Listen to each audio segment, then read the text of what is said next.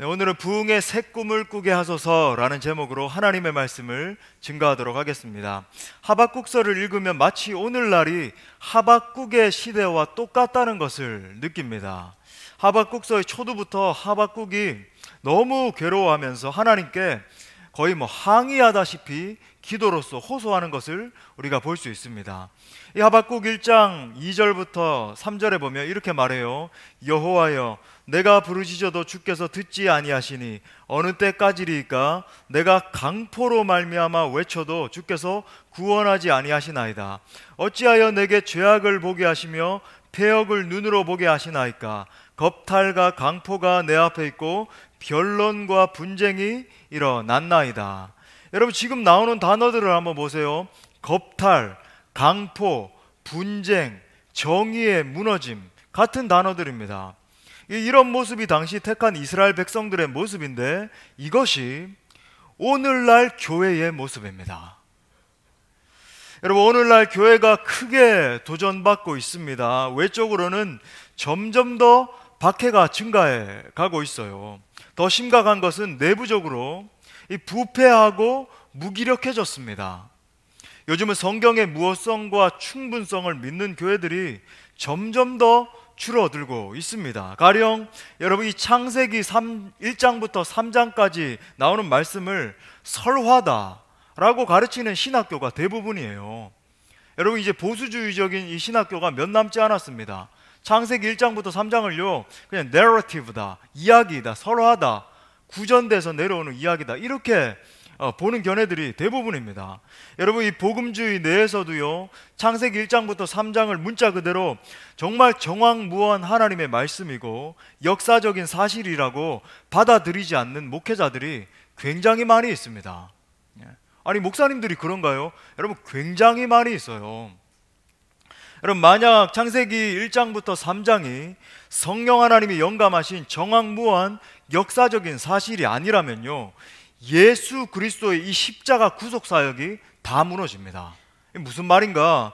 여러분, 첫째 아담이 완전히 망쳐놓은 이 세상을 회복한 분이 마지막 아담인 예수 그리스도이십니다. 여러분, 만약에 여러분 창세기 1장부터 3장이 그냥 이야기이다, 여러분 이것이 된다면 바울 신학이 다 무너지게 되고 예수 그리스도의 구속 사역, 사도들이 증언했던 십자가와 부활의 복음이 완전히 다 무너지는 거예요. 여러분, 또 창세기 1장부터 3장의 내용이 무너지면 창조와 예수 그리스도의 구속과 죄 문제, 결혼 같은 이 성경의 핵심 진리가 다 무너집니다. 지금은 공공연한 배교가 이루어지는 시대입니다. 또 이 성경을 정황무한 하나님의 말씀으로 받아들이는 이 정통교회 안에서도 성도들을 바라볼 때에 성도들이 너무 얄팍한 거예요. 하나님의 성품에 대해서 너무 무지합니다. 하나님의 주권, 하나님의 능력, 하나님의 공의, 거룩, 무한함, 이런 것들에 대해서 너무나 몰라요. 무지합니다. 삶도 마찬가지예요. 정말 날마다 이 예수 그리스도 십자가와 부활의 생명으로 충만한 삶을 살아가지 못해요. 날마다 죄를 이기고 정말로 자기의 삶 가운데 하나님의 뜻을 이루며 사는 성도들이 극소수입니다. 그저 자기 문제에 매여서 먹고 사는 문제, 내 자식 어떻게 하면 더 성공시킬까, 아니면 휴가 어디에 더 좋은 데 갈까, 이런 것들에 묶여가지고 살아가는 거죠. 정말 호세아 선지자가 내 백성이 지식이 없으므로 망하는도다 라고 외친 것이 여러분 지금의 현실입니다. 말세에 고통하는 때예요. 여러분, 지금이 하박국의 시대입니다. 다시 말해, 지금은 부흥이 절박하게 일어나야 할 시대라고 하는 거예요. 하나님의 성령이 부어져야 우리가 이 시대의 조류를 뚫고 이길 수 있는 것입니다. 하나님의 역사가 일어나야 되는 때가 바로 이때라고 하는 거예요. 자, 우리가 본문을 더 깊이 이제 들어가기 위해서 배경을 좀 살펴보기 원해요. 자, 오늘 본문에서 하박국이 이제 부흥을 위해서 기도합니다. 정말 부흥을 위해서 이제 기도를 하는데, 자, 1장과 2장에 이어서 이제 계속 이어집니다. 혹시 제가 이제 이 말씀이 생소한 분들을 위해서 간략하게 이제 배경을 설명을 드리겠습니다. 하박국이 이스라엘의 부패한 현실, 여러 가지 막 어려운 이 현실들을 바라보면서 너무 고통스러워서 하나님 앞에 이제 질문을 해요. 이제 쉽게 제가 이제 번역을 하면 이렇게 이제 질문을 합니다. 하나님, 어떻게 언약 백성인 이 교회 안에서, 여러분 이스라엘 백성들이 언약 백성이니까 교회 안에 있는 성도들을 내포하겠죠. 여러분, 이 교회 안에서 이런 악한 일들이 생길 수 있습니까? 어떻게 이런 악한 일들이 공공연하게 행해질 수 있습니까? 질문을 했어요. 이때 이제 하나님이 말씀을 하시는 겁니다. 하박구가, 내가 더 힘들단다. 내가 더 이 현실을 바라보면서 힘들어. 심지어 어떤 일이 일어나냐면, 이제 내가 바벨론을 일으켜서 이스라엘을 심판할 거야. 내가 이스라엘을 완전히 싹 쓸어버릴 거야. 지금 이렇게 말씀을 하고 계시는 거예요. 여러분, 하박국이 이제 예언할 당시에는 아수르가 세계 최강국이었습니다. 세계에서 가장 강력한 군대였는데, 여러분 아수르는요, 이 굉장히 잔인한 민족이었는데, 문헌에 보니까 이제 전쟁을 일으키고 이제 전쟁에서 승리한 다음에 이제 패전국들에 있는 사람들을 이제 데려다가, 뭐 아이들도 데려다가 막 여인들도 데려다가 죽이는데, 어떤 방법으로 죽였냐면 이제 큰 나무 꼬챙이 같은 것을 세우는 거예요. 거기다가 사람들을 뚫어가지고 죽인 다음에 그 시체들을 이제 겹겹이 쌓으면, 문헌에 보니까요, 이 시체가 산더미처럼 이렇게 쌓였다라고 하는 문헌이 있어요. 막 벽화에도 이렇게 표현이 돼 있고 그렇습니다. 그런데 그 아수르보다 더 잔인한 바벨론을 일으켜서 내가 이스라엘 백성들을 심판할 것이다 라고 말하는 거예요. 여러분, 당시 이 바벨론은 어떻게 했는가? 어느 나라를 이제 점령하잖아요. 그러면 이제 점령한 다음에 사람들과 아이들뿐만 아니라 가축들도 다 죽이고, 심지어 산까지 불을 질러가지고 다 태워버렸습니다. 그러니까 그 나라에 완전 씨를 말려버리는 거예요. 다시는 그 나라가 일어나지 못하도록 그렇게 패망시켜버린 겁니다. 여러분, 이때 이제 하박국이 놀라서 물어요. 하나님, 어떻게 저렇게 악한 바벨론이 그들보다 훨씬 덜 악한 이 이스라엘을 심판한단 말입니까? 말도 안 됩니다. 이런 일이 일어나서는 안 됩니다. 막 하박국이 외쳤어요. 막 강의를 하면서 이제 성루에 올라서 하나님이 어떤 일을 행하실지를 이제 보려고 했어요. 그때 이제 하나님이 이렇게 말씀하시는 거예요. 하박국아, 너 성루에 올라가지 말고 길거리로 나가서 내가 너에게 계시한 말을 전해라. 이제 곧 심판과 종말이 오게 될 텐데, 그 중에서도 내가 의인을 구원할 거야. 의인은 그의 믿음으로 말미암아 살리라. 여러분, 이 말씀이 바로 하박국 2장 4절 말씀이에요. 사도 바울이 인용했던, 그죠? 로마서에서 인용했던 의인은 믿음으로 말미암아 살리라. 여러분, 여기서 하나님이 말씀하시는 의인은 어떤 사람입니까? 이런 엄청난 환난 속에서도 끝까지 믿음을 지키는 사람이에요. 끝까지 하나님만 의지하고 정말 하나님 앞에 충성하는 사람들만이 살 것이야 라고 하는 뜻인 겁니다.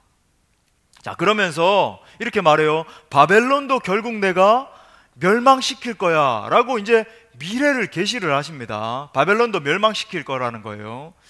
자, 하박국이 이제 그걸 받아서 예언을 하는 게 하박국 2장 5절 이하의 말씀이에요. 자, 아직 바벨론이 최강국으로 이제 일어나기도 전입니다. 뭐 이스라엘을 패망시키기도 전에, 심지어 그 전 바벨론이 최강국으로 일어나기도 전에 바벨론의 멸망을 지금 예언하고 있습니다. 여러분, 이때 이제 하박국의 의문이 풀린 거예요. 그래서 여러분, 하박국서를 보시면, 여러분 집에 가셔서 하박국서를 이제 쭉 읽어 보십시오. 보시면 1장부터 2장에 나오는 내용과 이 3장의 분위기가 완전히 바뀐다라고 하는 것을 볼 수 있어요. 자, 1장과 2장에서는 의심과 좌절로 하나님께 막 변론하고 항의를 합니다. 하나님, 어떻게 이런 일이 일어날 수 있습니까? 하나님, 안 됩니다. 하나님, 대체 이게 무슨 일이란 말입니까? 막 의심과 막 여러 가지 변론의 말을 하는 거예요. 그런데 여러분, 3장에 보면 이 하박국의 마음이 바뀌어서 하나님 안에서 막 기뻐하고 하나님을 즐거워하고 막 찬양이 심령에서 막 터져 나와요. 여러분, 1장과 2장에서는 막 밑바닥에 처박혀서 괴로워합니다. 대체 어떻게 이런 일이 일어날 수 있습니까? 근데 3장에서는 높은 곳으로 다니는 거예요. 하나님을 막 찬양하는 거예요. 할렐루야 하면서. 여러분, 이렇게 완전히 바뀐 이유가 무엇입니까? 하나님이 행하시는 일을 알게 된 거예요. 하나님이 행하실 이 거대한 일이 눈에 확 들어온 겁니다. 마치 이 높은 산에 올라가면 이 아래에 있는 경치가 다 내려다 보이는 것처럼, 그죠? 인간의 역사가 완전히 펼쳐져 보인 거예요. 여러분, 이때 하나님이 이 역사를 완전히 확 펼쳐 보이실 때 하박국이 한 일이 무엇입니까? 바로 부흥을 위해 기도하기 시작했습니다. 부흥을 위해서 기도하기 시작했어요. 여러분, 오늘 말씀입니다. 하박국 3장 2절, 우리 다 같이 다시 한 번 더 한 목소리로 읽어보겠습니다. 시작. 여호와여, 내가 주께 대한 소문을 듣고 놀랐나이다. 주의 일을 이 수년 내에 부응하게 하옵소서. 이 수년 내에 나타내시옵소서. 진노 중에라도 긍휼을 잊지 마옵소서. 여러분, 하나님이 행하시는 일을 보면 이렇게 바뀌는 거예요.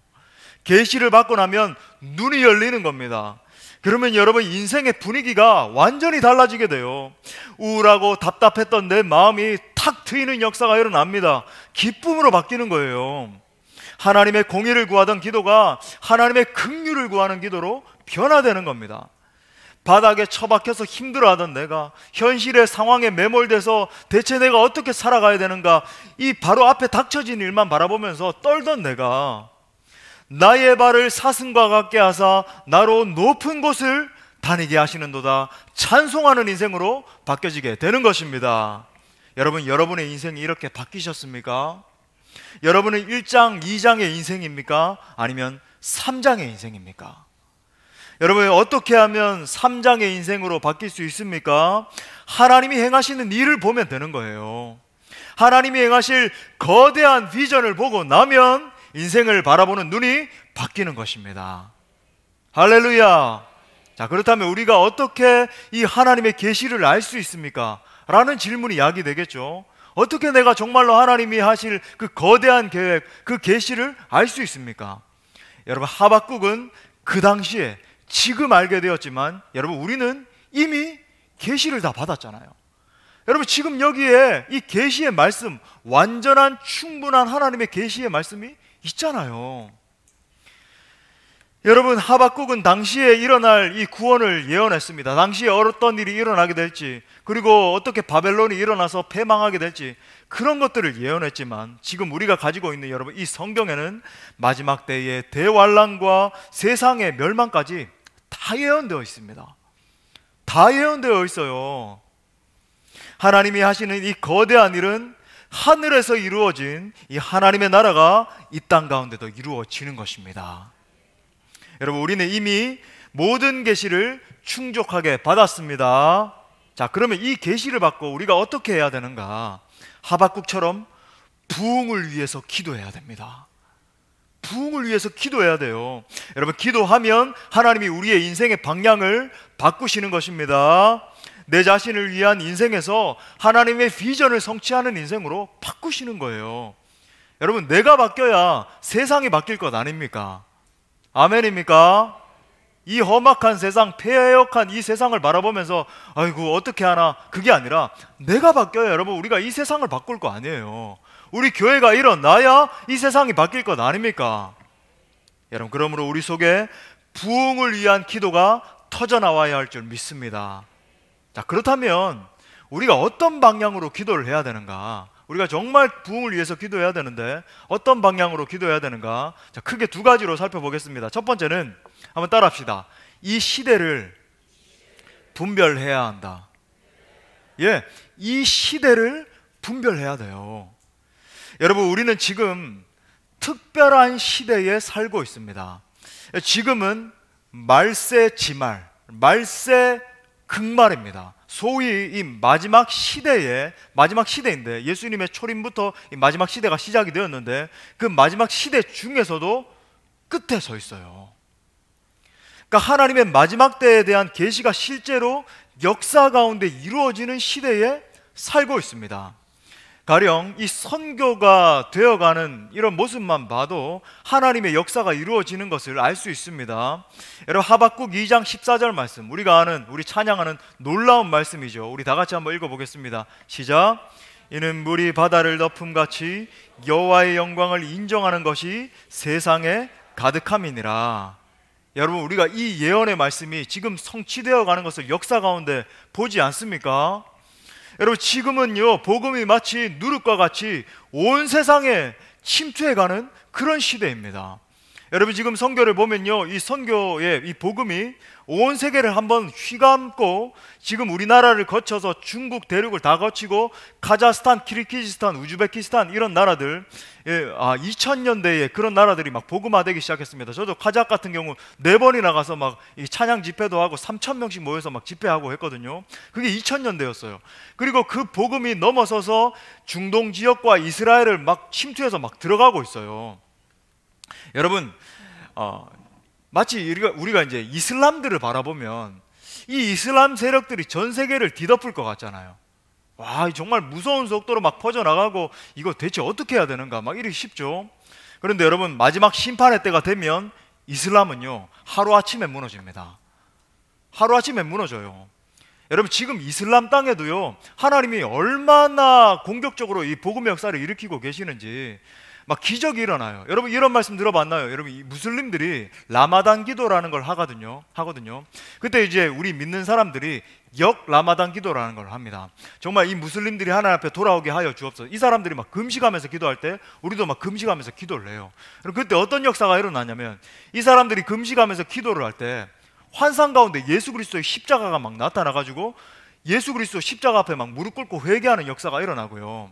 여러분, 제가 이제 이란에도 들어갔었거든요. 선교하기 위해서 가서 막 택시 기사 아저씨들한테 그리고 막 만나는 사람들마다 복음을 전했습니다. 여러분, 이란에서 복음 전하다가 걸리면, 누가 신고하면 바로 돌에 맞아 죽어요.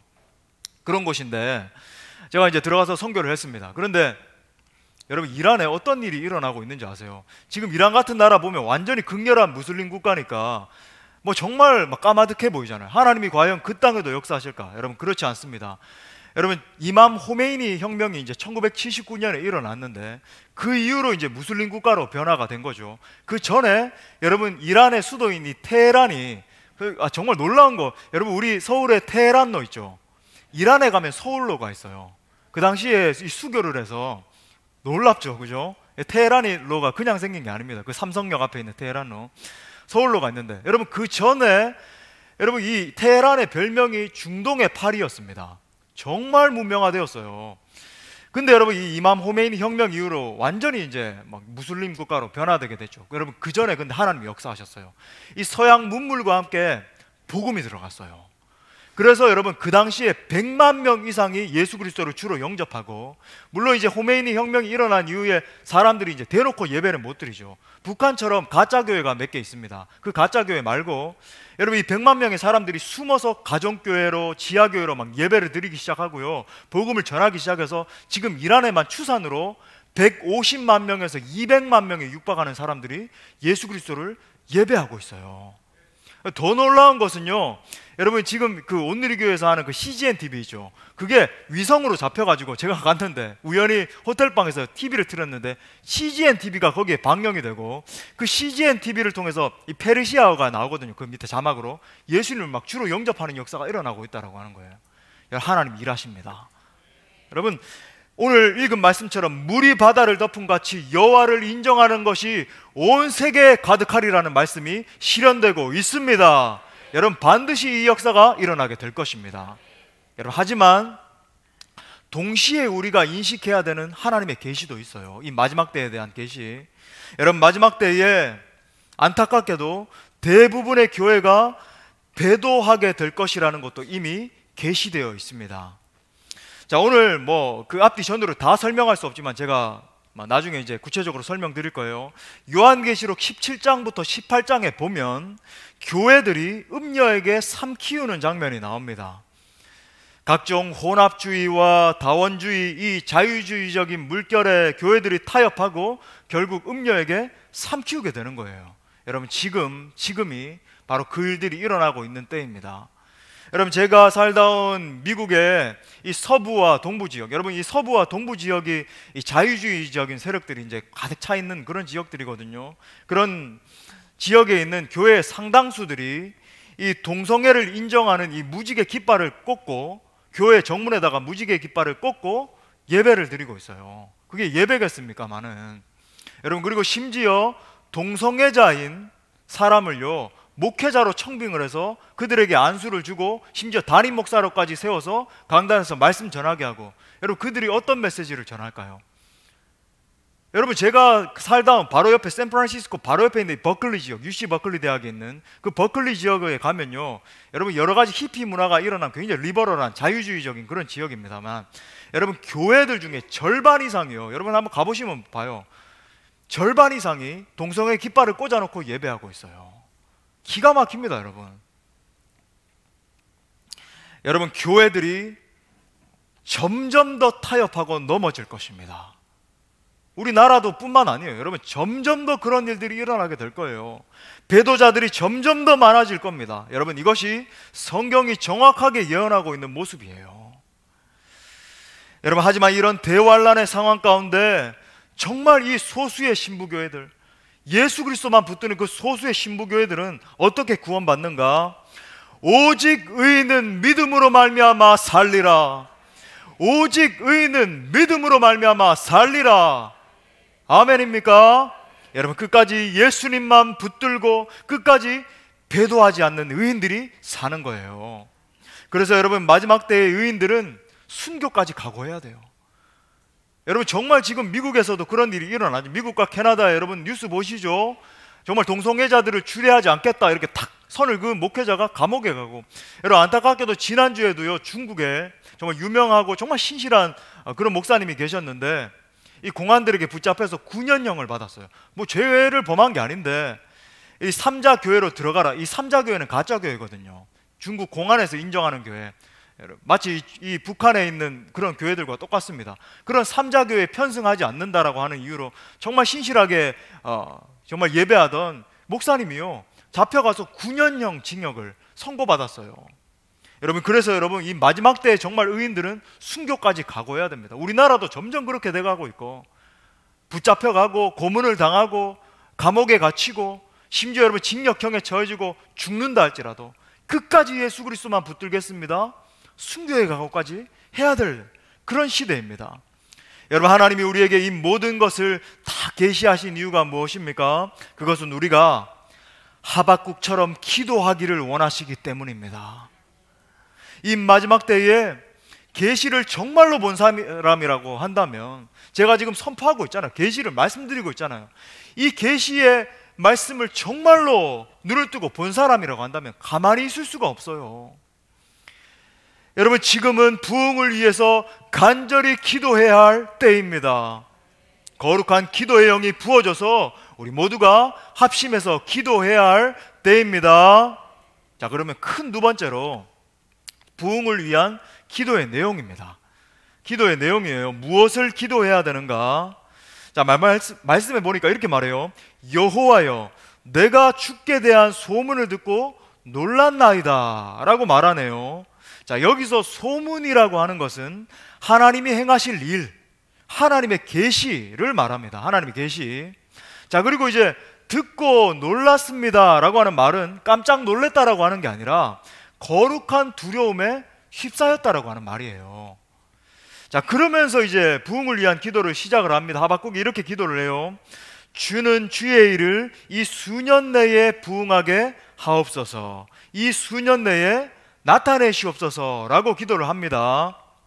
여러분, 부흥을 위한 기도는 언제나 주의 일을 부흥하게 해달라고 기도하는 것입니다. 내 일이 아니라 주의 일을 부흥하게 하여 주옵소서, 주의 일을 부흥하게 해달라고 기도하는 것이어야 된다라고 하는 거예요. 여러분, 그러면 주의 일이 무엇인가? 주의 일은 무엇인가? 자, 앞뒤 문맥을 보면 곧 닥쳐질 하나님의 심판을 말합니다. 여기서 말하는 주의 일이라고 하는 것은 곧 닥쳐질 하나님의 심판을 말하는 거예요. 자, 바벨론을 통해서 이스라엘을 심판합니다. 그렇죠? 기억하십니까? 제가 말씀드린, 정신을 차려야 됩니다. 말씀이 좀 깊이 들어가죠. 바벨론을 통해서 이스라엘을 심판합니다. 결국 이제 바벨론도 심판받는다는 이 예언의 말씀이 선포되었어요. 여러분, 이것입니다. 오늘날 가장 궁극적인 주의 일은 예수 그리스도의 재림입니다. 우리 한번 따라합시다. 예수 그리스도의 재림. 왜 그런가? 여러분, 계시록 18장에 보면 예수님이 재림을 하셔서 큰 성 바벨론을 완전히 심판하십니다. 이 큰 성 바벨론이라고 하는 것은 이 세상의 거대 권력을 말하는 거예요. 이 세상을 잡고 있는 공중 권세를 말하는 겁니다. 큰 성 바벨론, 사단의 왕국을 말하죠. 이것을 완전히 심판하시는 장면이 나와요. 여러분, 그래서 부흥을 위한 기도는 예수 그리스도의 재림이 속히 임하게 해달라는 기도여야 합니다. 부흥을 위한 기도, 하나님의 이 일에 대한 기도는요, 다시 예수 그리스도의 재림이 속히 임하게 하여 주옵소서라고 하는 기도여야 된다라고 하는 거예요. 주기도문과 똑같죠. 주의 나라가 임하게 하여 주옵소서. 여러분, 이것이 주의 일입니다. 여러분, 이것이 주의 일이에요. 여러분, 우리가 알아야 하는 것이 부흥은 언제나 심판과 함께 온다라고 하는 거예요. 부흥은 언제나 심판과 함께 옵니다. 그게 무슨 말인가? 부흥이 오면 부흥이 오는 거지 심판과 왜 함께 오는가? 자, 역사적인 제가 증언을 하겠어요. 우리가 이제 미국의 부흥의 역사를 생각해 볼 필요가 있습니다. 여러분, 하나님이 앞으로 닥칠 이 미국의 부흥을 보면 하나님이 앞으로 닥쳐지게 될 큰 환란을 대비해서 의인들을 미리 준비시키신 거예요. 자, 예를 들어 보겠습니다. 미국에 대표적으로 1차, 2차, 3차 부흥이 일어났어요. 자, 1차 부흥은 조나단 에드워드 목사님에 의해서 이제 주도가 되었습니다. 여러분, 이 조나단 에드워드 목사님이 주도한 1차 대각성 운동은요, 이 미국 북장로교회 보스턴과 뉴욕 지역에 성령의 불이 떨어졌죠. 이 부흥은 독립전쟁 직전에 일어났습니다.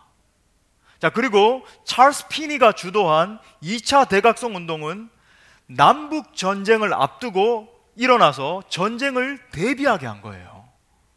자, 우리나라의 예를 들어보겠습니다. 한국도 마찬가지예요. 평양 대부흥이 일어났잖아요. 예, 지금으로부터 100년 전에 평양 대부흥이 일어났는데 이 평양 대부흥도 민족적 비극이었던 일제강점기를 대비해서 하나님의 사람들을 미리 준비시키신 거예요. 물론 그 시기에 안타깝게도 한국교회가 전체적으로 배도한 것이 사실입니다. 신사참배하고 막 이랑에게 막 절을 하고 집단적으로 막 그런 죄악을 범했죠. 안타까운 일입니다. 하지만 여러분, 이 남겨진 소수의 의인들요, 정말 남겨진 하나님의 사람들을 끝까지 믿음으로 견뎠잖아요. 인내로 견뎠습니다. 고문을 당하고 온갖 수모를 겪으면서도. 그리고 여러분, 이들은요 순교까지 불사했어요. 우리 주기철 목사님 같은 분들 보면 알 수 있죠. 정말 막 온갖 고난을 다 당하고 막 치욕을 당하고 하는 가운데 끝까지 견딘 것입니다. 여러분, 부흥은 주의 일이 다시 새로워지는 것입니다. 성경에 기록된 이 하나님의 뜻이 활발하게 펼쳐지는 것이 부흥이에요. 여러분, 이 부흥한다라고 하는 말은 히브리어로 revive, renew라고 하는 말이거든요. 이게 무슨 말인가? 생명을 다시 회복하는 거예요. 하나님의 성령이 부어질 때 생명이 다시 막 소생하는 겁니다. 자, 예를 들어서 오순절날 이 120명의 제자들이 한 자리에 모여서 저녁 기도에 힘썼습니다. 막 기도하기 시작했어요. 여러분, 이들이 기도한 건요 다른 게 아니었어요. 뭐 그들의 삶이 잘 되게 해달라는 둥, 뭐 우리 자녀가 뭐 이렇게 축복을 보장받는 삶을 살게 해달라는 둥, 이런 게 아니었습니다. 여러분, 그들이 기도한 것은 오직 주님이 약속하신 성령을 부어달라는 거였어요. 성령을 보내주시옵소서, 약속하셨으니 성령을 부어 주옵소서. 여러분, 그리고 정말 10일 뒤에 약속한 성령이 임했습니다. 주의 일이 부흥케 된 거예요. 여러분, 이것이 주의 일이 부흥케 된 겁니다. 여러분, 오순절 성령 강림의 결과로 어떤 일이 일어난지 아세요? 예수 그리스도의 재림을 준비하는 신부 교회들이 세워진 거예요. 초대교회가 막 일어나기 시작하고, 그죠? 막 능력 있게 일어나서 복음을 전파하고 이렇게 됐잖아요. 여러분 보십시오. 예수 그리스도의 초림과 재림 사이에 성령이 부어지고 교회들이 일어난 거예요. 교회들이 일어났다라고 하는 것은 무엇을 예비하기 위한 거냐면 예수 그리스도의 재림을 앞당기기 위한 겁니다. 여러분, 이게 보이십니까? 성경을 보면 이게 보여야 돼요. 초림하시고 재림 사이에 성령이 부어지고 교회가 일어났어요. 교회의 사명은 예수 그리스도의 재림을 앞당기는 것이었다고요. 여러분, 하나님 나라의 사역이 시작되니까 다시 생명이 회복되는 역사가 일어난 거예요. 하나님의 나라가, 거대한 하나님의 나라가 막 확장되기 시작한 겁니다. 여러분, 진정한 부흥, 진정한 리바이벌이 일어난 거예요. 할렐루야. 여러분, 그러면 오순절 역사의 관건은 무엇이었습니까? 바로 성도들의 뜨거운 기도였습니다. 오순절 역사가 일어난 것은 바로 성도들의 뜨거운 기도를 통해서 일어났어요. 여러분, 하나님은 기도하는 사람을 통해서 주의 일을 부흥시키십니다. 여러분, 주의 일이 부흥될 때마다 비상한 성령이 부어졌어요. 회개하고 죽은 심령들이 살아났습니다. 주의 일이 부흥하도록 뜨겁게 기도할 수 있기를 바랍니다. 여러분, 그런데 말씀을 다시 한번 보세요. 특별히 주의 일을 이 수년 내에 부흥케 해달라고 기도를 합니다. 이 수년 내에.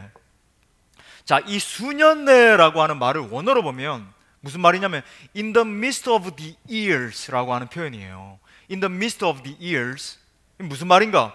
수년 내라고 번역을 했는데 아닙니다. 여러분, 그대로 이제 히브리어를 직역을 하면 그 기간의 가운데라고 하는 말이에요.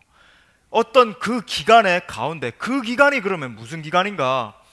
결론부터 말씀드리면 지금을 말하는 겁니다. 자, 지금 하박국이 말하고 있는 기간은 여러분 정신 차리고 잘 들으셔야 됩니다.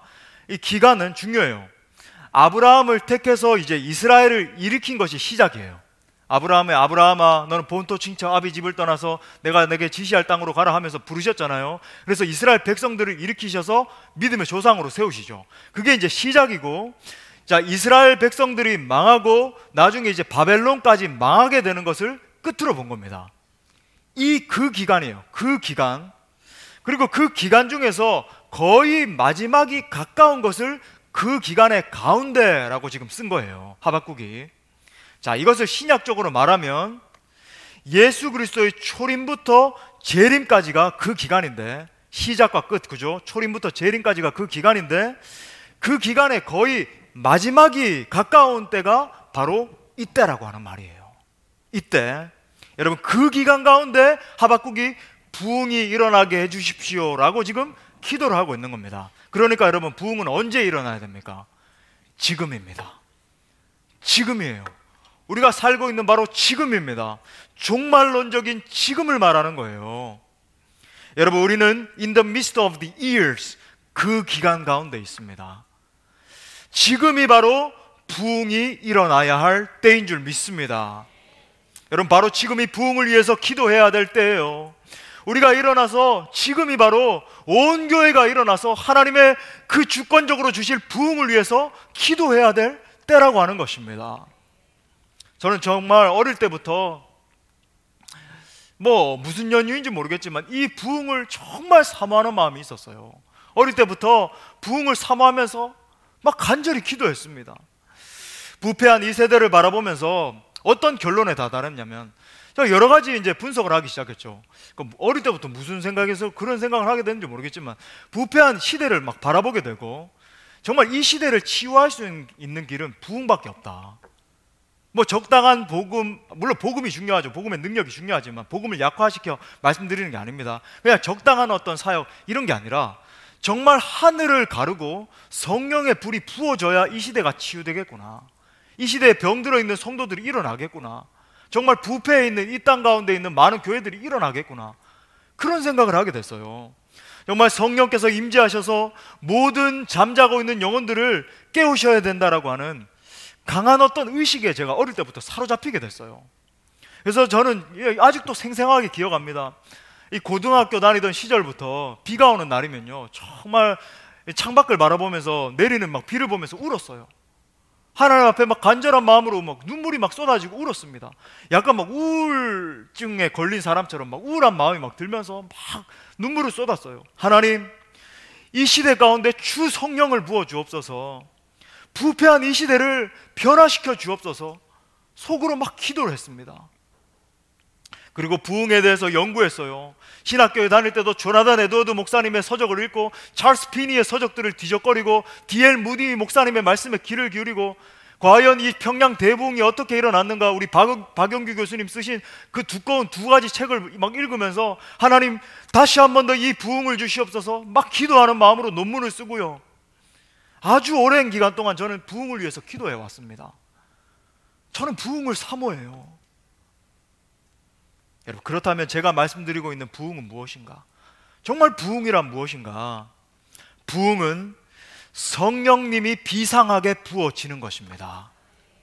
성령님이 오셔서 교회를 휘저어 놓으세요. 정체되어 있던 교회를 완전히 막 휘저어 놓으십니다. 그러면 여러분, 막 죽어있던 영혼들이 살아나요. 잠자는 영혼들이 깨어 일어납니다. 혼적인 성도들이 깨어나서 영적인 사람으로 바뀌어요. 내 머리로 믿던 신앙인들이요, 머리로 믿던 신앙을 가슴으로 믿기 시작하고, 가슴으로 믿던 이 신앙이요, 영적으로 막 찬양하고, 영적으로 기도하고, 영적으로 말씀을 듣고, 영적인 사람들로 모든 것을 바라보는 사람으로 변화되게 돼요. 물론 여러분, 역사적으로 보면 부흥은요, 그 강도와 양상에 있어서 다양했어요. 우리 가운데 평양 대부흥과 같은 그런 부흥이 일어날 수도 있고, 뭐 다른 형태의 부흥이 일어날 수도 있고, 다 부흥이 각각 달랐어요. 웨일즈 부흥, 뭐 미국에서 일어났던 부흥 다 달랐습니다. 그런데 여러분, 중요한 건 뭐냐면, 부흥이 일어나면 따르는 현상들이 있어요. 우리가 알아야 될 현상들이 있습니다. 부흥의 신학자였던 이 조나단 에드워드 목사님은요, 이 1차 대각성을 주도하고 이제 경험을 하면서 이 부흥에 대해서 깊이 연구를 하셨습니다. 그래서 여러 가지 연구서들을 쓰셨는데, 그리고 이제 다음과 같은 현상들을 바라보고 부흥을 판별할 수 있다. 진짜 부흥인지 이것이 그냥 어떤 현상에 그쳤는지 이걸 판별할 수 있다라고 이제 분석을 하셨어요. 자, 부흥을 판별할 수 있는 이 네 가지 척도를 제가 말씀을 드리겠습니다. 첫 번째, 부흥이 일어나면 회개와 성령의 강한 기름 부음이 임합니다. 자, 한번 따라합시다. 회개와 성령의 강한 기름 부음이 임한다. 여러분, 부흥이 임하면 하나님의 임재가 강하게 나타납니다. 모두가 느낄 수 있을 정도로, 모두가 이렇게 경험하고 느낄 수 있을 정도로 강한 성령의 역사가 일어나요. 이 성령의 강한 임재 가운데 죄를 강하게 느껴요. 내가 정말 죄인이구나. 하나님의 그 놀라운 공의로우심과 내 자신을 비추어 봤을 때 나는 정말 추악하기 그지없는 죄인이구나. 그런 의식을 강하게 느낍니다. 가령 예를 들어 평양 대부흥 때 이 장대현 교회에 모여있던 사람들이 통렬하게 회개하기 시작했어요. 막 회개했습니다. 하나님의 영이 임하니까. 1907년 1월 14일 15일에 하나님이 역사상 전무한 폭발적인 부흥의 불길을 부으셨어요. 정말 뭐 웨일즈 부흥을 경험했던 사람들이 평양 부흥을 보면서 정말 웨일즈 대부흥보다 더 강력한 부흥이 평양에 일어났다라고 이야기할 정도로 강력한 부흥의 불길이 임했습니다. 그 현장에 있던 이 서양 선교사님 블레어 선교사님이 그날의 장면을 이렇게 기록을 했어요. 한번 들어보십시오. 많은 사람들이 소리내어 간절히 함께 기도하였다. 그 효과는 말로 형용할 수 없었다. 전혀 요동이 없었고 일치와 조화가 있었으며 모든 영혼들이 기도하려는 저항할 수 없는 충동 가운데 함께 기도하였다. 바로 오순절과 같이 그들은 한 장소에서 한 마음으로 기도하였다. 호련히 하늘로부터 급하고 강한 바람 같은 소리가 있어 저희 앉은 온 집에 가득하여, 이 말씀처럼 그분은 그 밤에 평양에 오셔서 모두 울도록 역사하셨다. 어떤 이는 뒤로 물러가서 울기도 했다. 또한 한순간에 온 청중이 울었다. 교회 지도자들이 무엇이 일어났는가 깨닫기 전에 청중 가운데서 죄의 고백이 시작되었다. 내가 결코 전해보지 못했던, 또 하나님께서 만약 그것이 절대적으로 필요하다고 말씀하지 않는 한 다시는 보고 싶지 않은 그와 같은 집회가 시작되었다. 사람이 지을 수 있는 모든 죄악이 공개적으로 그날 밤에 고백되었다. 감정으로 인해 창백해지고 온몸을 부들부들 떨면서 심신이 괴로운 가운데 마치 백보자 심판대 앞에 서 있는 죄악된 심령들처럼 하나님이 그들을 보시고 있는 것처럼 서로를 바라보며 울부짖었다. 여러분, 성령이 임하시니까 강력한 회개의 역사가 일어난 것입니다. 여러분, 우리 공동체에도 이런 강력한 회개의 역사가 부어질 줄 믿습니다. 여러분, 두 번째요, 부흥이 임하면 예수 그리스도를 높이고 사탄의 왕국에 대항하여 힘있게 싸우게 됩니다. 예수 그리스도를 높이고 사탄의 왕국에 대항하여 힘있게 싸우게 돼요. 여러분, 성령이 임하시면 정말로 내가 죽고 예수로 사는 삶이 실제가 돼요. 그런 역사가 일어납니다. 내 삶 속에서 오직 예수 그리스도만 높이고자 하는 갈망함으로 가득 차게 돼요. 주님, 이제는 내가 내 자신을 높이던 삶에서 내 삶을 통해서 예수님만 높임 받으시길 원합니다. 예수님 오직 찬송을 받아 주시옵소서. 예수님이 나의 왕이십니다. 막 그런 삶으로 바뀌게 돼요. 조금이나마 내 자아가 드러나고 내 주장하기 시작하고 내 멋대로 살아가기 시작하면 주님 아닙니다. 제가 깨어져야 됩니다. 제 주장하던 것, 내 자아대로 살아가던 것 내가 깨뜨리기 원합니다. 예수님이 나의 삶을 통해서 드러나시옵소서. 막 그런 기도가 터져나오기 시작하는 거죠. 그리고 예수님만 생각만 해도 막 가슴이 뛰기 시작하고 예수님 이름만 불러도 좋고, 당신이 있음으로 나도 있고 당신의 노래가 머금으로 나는 부를 수 있어요. 주여, 꽃처럼 향기 나는 나의 생활이 아니어도 나는 당신이 좋을 수밖에 없어요. 주 예수 나의 당신이여, 나는 당신이 좋을 수밖에 없어요. 주 예수 나의 당신이여. 막 예수님의 이름을 부르기만 해도 감격스럽고 눈물이 쏟아지고 예수님 사랑합니다 고백하게 되고, 여러분, 동시에 연약하던 개개인이 영적 전쟁의 강한 군사들로 막 세워지는 거예요. 예수 그리스도의 이름이 나와 함께 하시니까 영적 전쟁에서 담대히 승리하는 겁니다. 사단아 물러가라 선포할 때에 떠나가는 역사가 일어나는 거죠. 죄의 권세, 사단의 권세 앞에 벌벌 떨고 굴복하는 자들이 아니라 예수 그리스도의 이름으로 싸워 승리하게 되는 겁니다. 자, 세 번째는요, 부흥이 임하면 하나님의 말씀에 대한 관심과 기도하려는 열망이 불일 듯 살아납니다. 하나님의 말씀에 대한 관심과 기도하려는 열망이 불일 듯 살아나요. 여러분, 성령은 진리의 영이십니다. 여러분, 진리의 영이 임하시면 당연히 진리를 알고자 하는 갈망함이 솟아나겠죠. 성경이 이 세상의 그 어떤 책보다 꿀송이처럼 달게 느껴집니다. 막 성경을 읽고 싶고 성경 말씀을 읽을 때 감격이 있고요, 또 하나님의 말씀을 들을 때 막 더 듣고 싶은 거예요. 그래서 더 교회에 달려 나오게 되고 목사님을 통해서 선포되는 하나님의 말씀을 내가 더 듣고 싶다. 말씀이 막 짧게 끝날라 치면은 아니다, 내가 정말 10분간 20분간 더 듣고 싶은데, 아멘입니까? 막 더 듣고 싶어가지고 막 갈망함이 생겨나고요, 그죠? 왜 이렇게 오늘은 말씀이 짧게 끝나는가? 여러분, 하나님의 말씀을 들을 때 막 감격이 일어나는 거예요. 나아가 여러분, 기도하려는 열망이 살아나게 돼요. 기도 가운데 하나님을 만나고 싶은 갈망함이 넘치게 됩니다. 하나님이 내 기도를 들으신다라고 하는 확신이 있으니까 그 하나님 앞에 부르짖을 때 기쁨이 있는 거예요. 기도 가운데 하나님의 능력, 하나님이 부어주시는 그 놀라운 능력을 받고 싶은 마음에 막 살아나는 역사가 일어납니다. 여러분, 그 결과로 교회가 다시 생명력을 얻게 됩니다. 자, 마지막 네 번째로 부흥이 임하면 성도들의 삶이 육적인 삶에서 영적인 삶으로 바뀝니다. 성도들의 삶이 육적인 삶에서 영적인 삶으로 바뀌어요. 여러분, 성도들이 한마디로 예수님을 닮게 되죠. 서로를 뜨겁게 사랑하게 돼요. 서로의 허물이 보이면 그것을 들추어내고 지적하고 하는 게 아니라 그 허물을 덮어주고 끌어안고 서로를 세워주는 공동체로 바뀌게 됩니다. 더 나아가서 여러분, 자연스럽게 지역사회에 영향을 주는 교회로 바뀌게 되죠. 당연하죠. 주님 말씀하신 것처럼 너희가 서로 사랑하는 것을 보고 세상이 너희가 내 제자인 것을 알리라 말씀하셨기 때문이에요. 여러분, 이 네 가지가 나타나면 진짜 부흥이 임한 것입니다.